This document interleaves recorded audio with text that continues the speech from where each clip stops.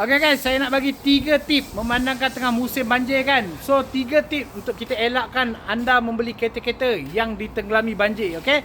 So 3 poin ni kalau korang cek, insyaAllah mungkin kau terselamat daripada terbeli kereta-kereta banjir guys. Apapun kita doakan sahabat dan saudara-saudara kita yang tengah dalam musibah banjir ni dipermudahkan urusan dunia dan akhirat ni, insyaAllah.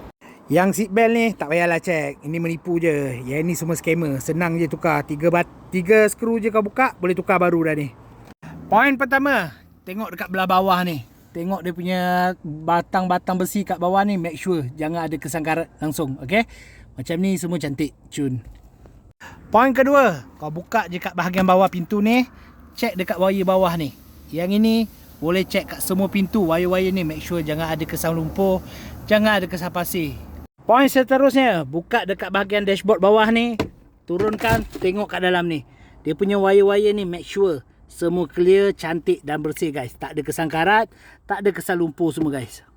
Kalau kau rasa video-video saya bermanfaat, tolong share, like, jangan lupa follow saya guys, okay?